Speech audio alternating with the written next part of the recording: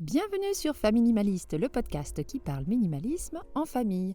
En solo ou en duo, je partage avec vous notre expérience de famille minimaliste ainsi que mon expertise de home organizer certifié, professionnel du tri et du désencombrement. J'espère que ces méthodes, astuces et réflexions vous aideront à vivre une vie concentrée sur l'essentiel et débarrassée du superflu. Dans l'épisode du jour, je reçois une experte des jeux et des jouets minimalistes. Marion partage avec nous son expertise pour parler choix de jeux.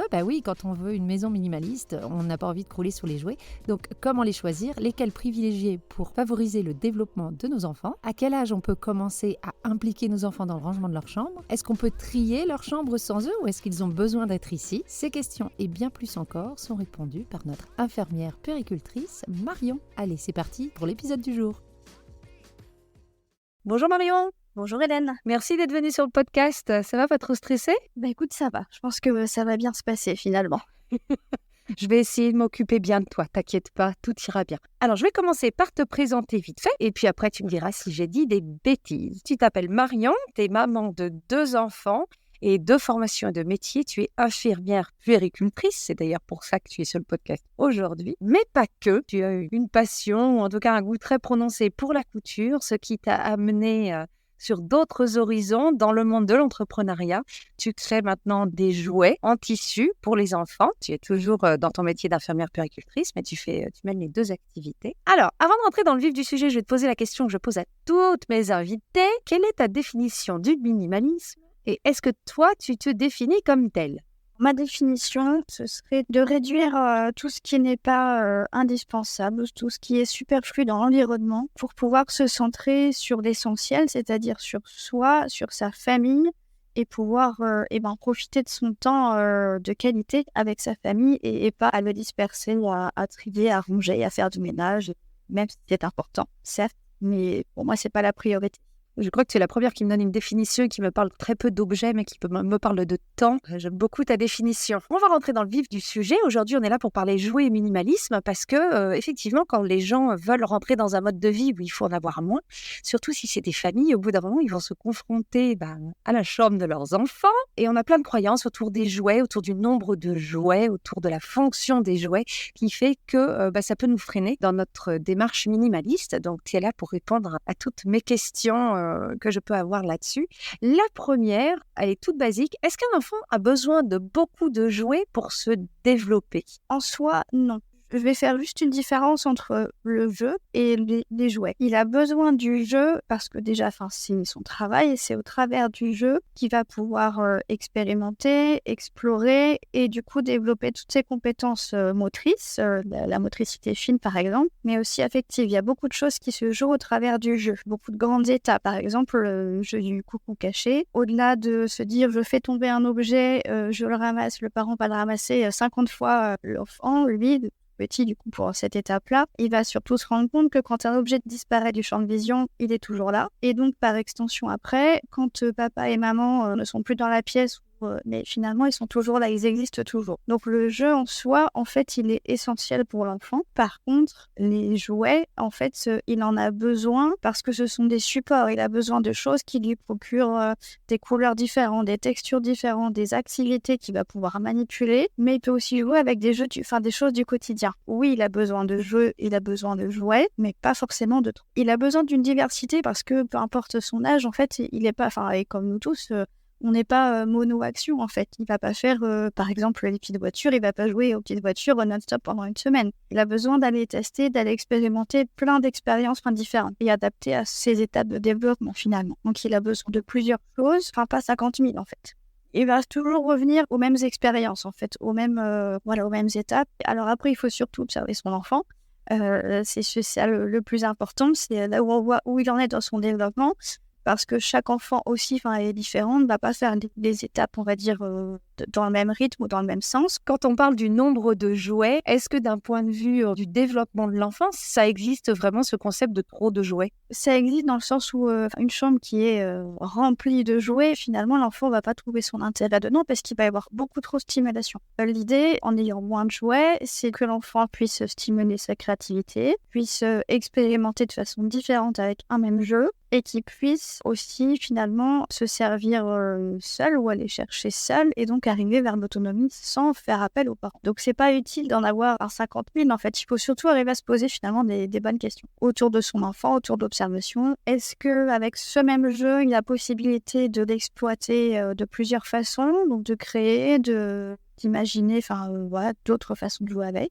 Est-ce que le jeu va stimuler le mouvement, que ce soit la motricité fine, un mouvement précis ou un grand déplacement? Est-ce qu'il peut être utilisé à différents âges et par les filles et les garçons, par exemple? Est-ce que vraiment c'est un jeu qui peut servir de façon universelle, en fait?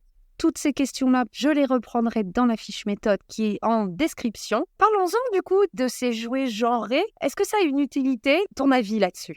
Pour moi, un jouet et un jeu, c'est un jeu en fait. C'est l'enfant qui va s'en servir et qui va lui-même créer son jeu à partir du support, du jouet physique. Pour moi, un jouet genré, ça n'existe pas forcément. Quand les enfants du coup jouent à la cuisine ou avec les poupées, ils ne disent pas qu'ils jouent avec les poupées, ils disent qu'ils jouent, qu'ils reproduisent ce qu'on fait, qu'ils sont dans l'imitation. Donc ils jouent au papa ou à la maman ou aux parents, tout simplement. Ils voient un bébé, ils vont s'occuper du bébé. Donc le bébé, on lui donne à manger, on le change, comme ferait un adulte avec Monet, avec un garçon. Donc l'enfant, en fait, il se pose pas la question de savoir si c'est pour un garçon ou pour une fille, en fait. C'est pas dans sa tête. D'un point de vue, on va dire minimaliste, pour revenir sur le sujet, le souci des jouets genrés, quand on achète le premier petit vélo Décathlon à son enfant et qu'on le choisit en bleu pour les garçons ou en rose pour sa petite fille, on est un petit peu coincé aussi parce qu'on rentre dans le jeu. Donc en plus, il y a un côté qui nous force à la consommation pour peu qu'on ait et des garçons et des filles à la maison. Ça nous force à consommer des choses qu'on n'aurait pas consommées autrement quand on tombe dans ce piège-là. J'ai une autre question pour toi qui concerne les parents qui sont peut-être en train de faire le vide dans la chambre de leurs enfants. Il y a 2 écoles. Il y a des parents qui vont vouloir faire ça plutôt quand leurs enfants sont pas là, de ranger leur chambre, trier leurs jouets, décider ce qu'ils vont garder ou pas. Et puis il y a l'autre école qui consiste à je vais le faire avec mon enfant. Ça peut prendre un petit peu plus de temps et peut-être que ça va peut-être un petit peu moins loin. Toi, ton point de vue d'infirmière puéricultrice, vaut mieux que l'enfant soit là quand on touche à ses affaires et qu'on trie, ou alors vaut mieux qu'il soit pas là si on veut quelque chose un petit peu efficace?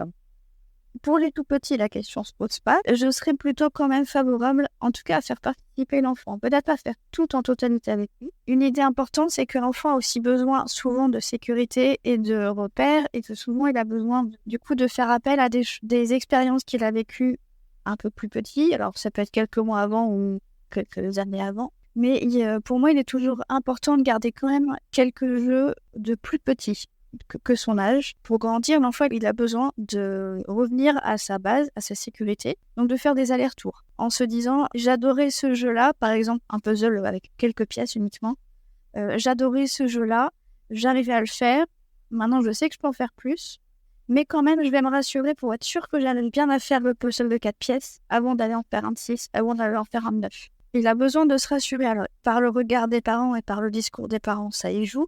Mais il a besoin de le tester et de le vivre, en fait. De vivre ça. Donc, faire un tri radical en disant, là, c'est bon, t'as 3 ans, tous les jeux qui sont limités à 18 mois, 2 ans, on les vire. Peut-être en garder quelques-uns, qu'il faut le faire avec eux, mais en tout cas, les informer. Voilà, on s'occupe de ranger ta chambre. Je vois qu'il y a des jeux, peut-être il pourra les donner. Mais en tout cas, pas le faire dans son dos et pas le faire sans qu'il soit averti. Et comment on fait face à un enfant qui va te dire que tout est important, il veut se séparer de rien du tout? Ça doit nous inquiéter sur quelque chose? Faut laisser couler? Qu'est-ce que tu ferais, toi, dans ce cas-là? Je pense pas que ce soit inquiétant en soi. C'est juste qu'il peut-être il est pas prêt à ce moment-là de se séparer de ses jeux. Donc pour moi, c'est pas un drame. Dans ce cas-là, on peut juste différer un peu dans le temps et puis on leur en fait petit à petit. Je sais pas, dans un bac ou dans un meuble, on s'occupe de ça aujourd'hui. Si t'es prêt, on y va, on le fait et puis on fera la suite. Et les parents qui font des tournus de jouets, on en parle souvent. C'est une bonne idée, ça, du point de vue du développement de l'enfant, de lui changer ses jeux toutes les semaines ou tous les mois, ou c'est perturbant? Non, c'est intéressant parce que du coup, ça va lui amener de la variété et de la diversité. Il faut du coup, surtout, encore une fois, vraiment observer son enfant. Mais pour autant, il ne faut pas que ce soit non plus quelque chose de clivant et où on va se dire, bon, alors, cette semaine, il a joué à ça, ok, la semaine prochaine. Il ne faut pas que ça devienne un planning non plus, quelque chose de rigide, quelque chose de cadré. Il faut qu'il y ait vraiment une liberté et que l'enfant reste maître du jeu aussi, en fait. Alors, si moi je suis minimaliste et que je souhaite limiter le nombre de jouets dans la maison, est-ce qu'il y a des jeux que je devrais privilégier pour le développement de mon enfant? Vu qu'on est face à un choix, est-ce que tu aurais des choses à recommander? Des jeux simples, en fait, le plus simple possible, c'est le mieux pour que l'enfant puisse lui-même explorer et jouer le jeu avec sa propre façon et sa propre créativité, peu importe son âge, hein, j'ai envie de dire. Alors, je vais te prendre un exemple concret, un hochet avec des clés pour les tout petits, pour les nourrissons. On donne ça à un nourrisson, il va être dans la manipulation des pattes, ça fait du bruit, il y a des couleurs, il va essayer de l'attraper, ça va développer la motricité fine, etc. Le même jeu à 18 mois ou à 2 ans, il va servir à se dire bah tiens, je commence à être dans l'imitation, je vais mettre la clé dans une porte, je vais mettre la clé, je vais m'en servir, ça va être mon trousseau de clés, etc. Quelque chose de très simple, très basique, mais il va pouvoir y jouer pendant X temps avec. Donc pour moi, l'important, c'est vraiment de se revenir vraiment aux jeux les plus simples. Enfin, l'idée, c'est de surtout éviter trop de stimulation.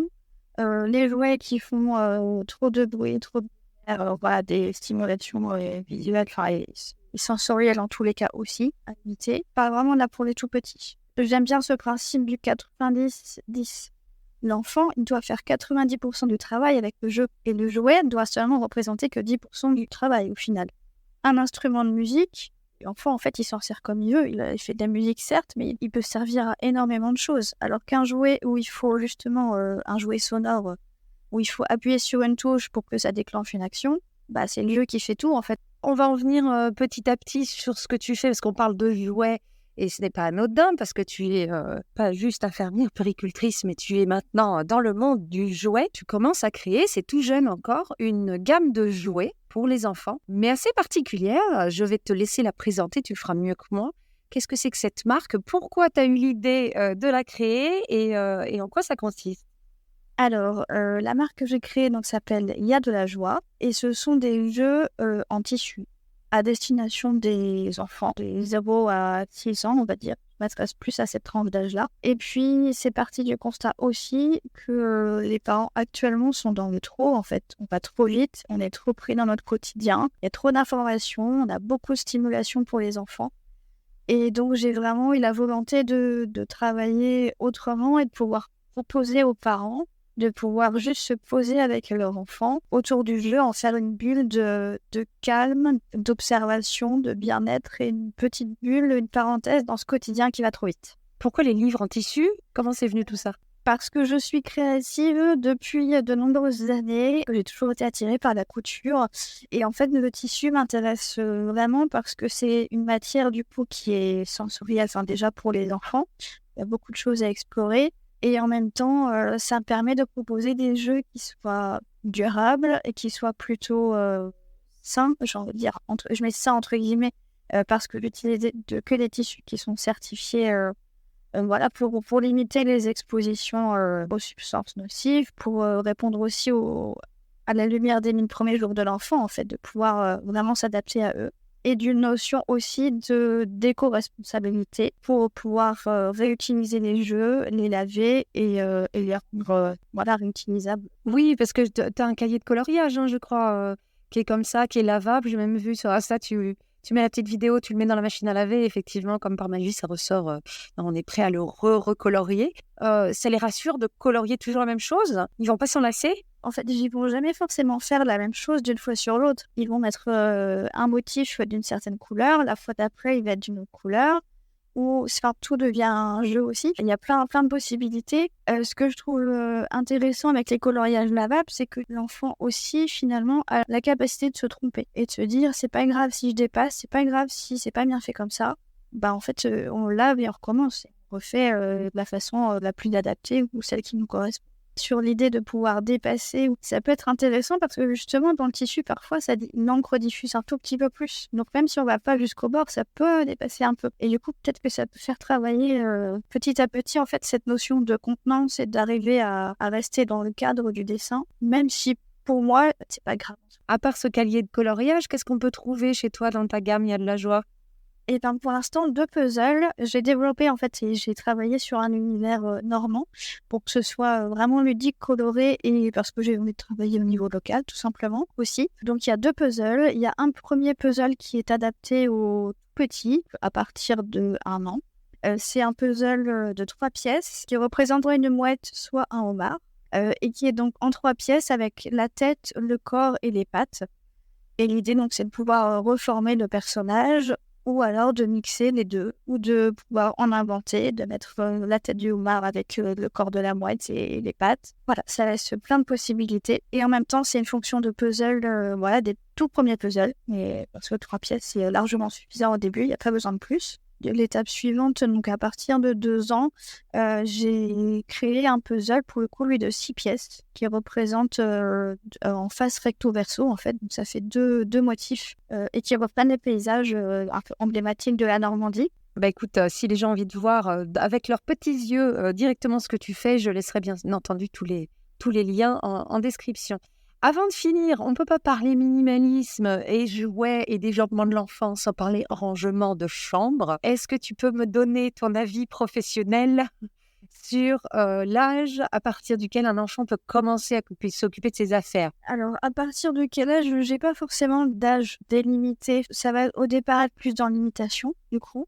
Après, ça peut être sur des choses très simples comme, des bacs qui sont, rangés à hauteur de l'enfant. On met des images dessus pour bien identifier les jeux et on fait un jeu finalement, de ranger les choses une fois que c'est fini, que l'activité est terminée et en même temps, du coup, l'enfant a possibilité peut-être d'aller se servir, et d'aller prendre, son bac, tout seul. Ça peut être une idée.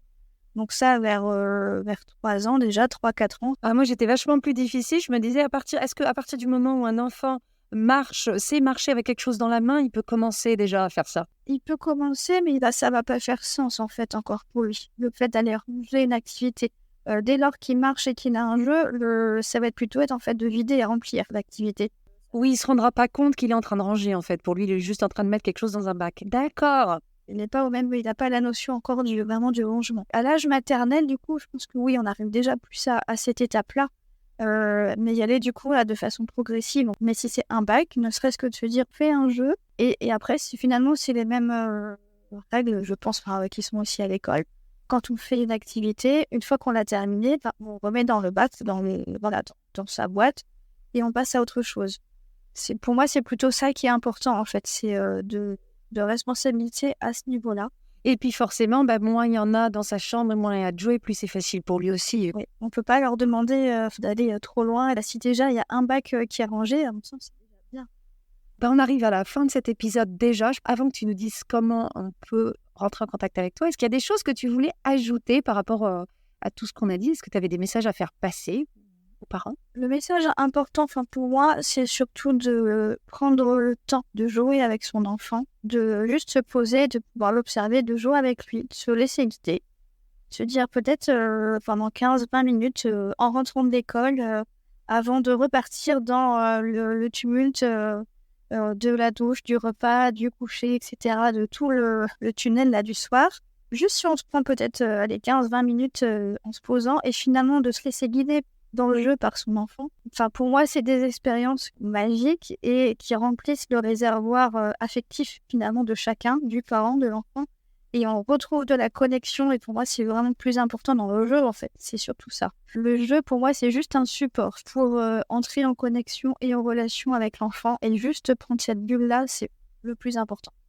Merci beaucoup de tous tes conseils. Donc, s'il y a des parents qui ont des questions que tu as inspirées ou qui veulent jeter un coup d'œil à Il y a de la joie et à tes créations, où est-ce qu'on peut te retrouver, Marion?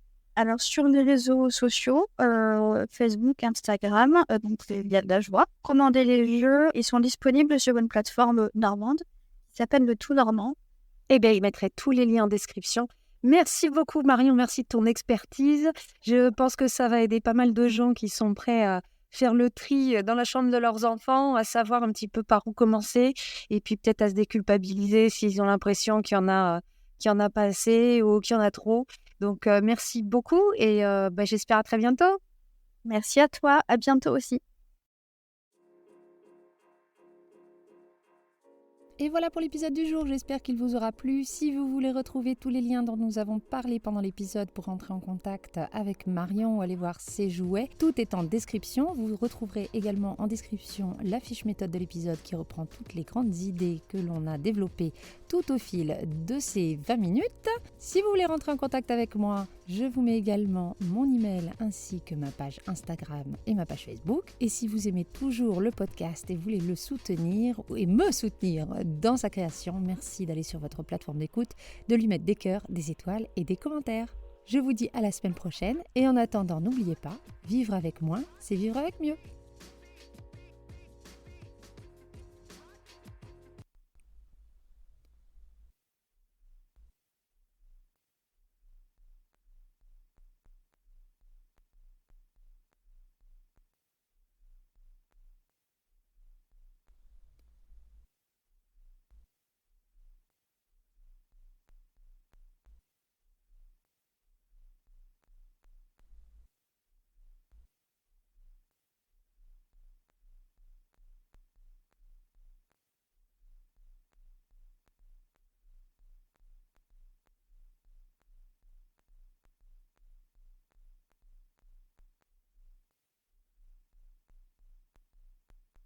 Tout au fil de ces 20 minutes.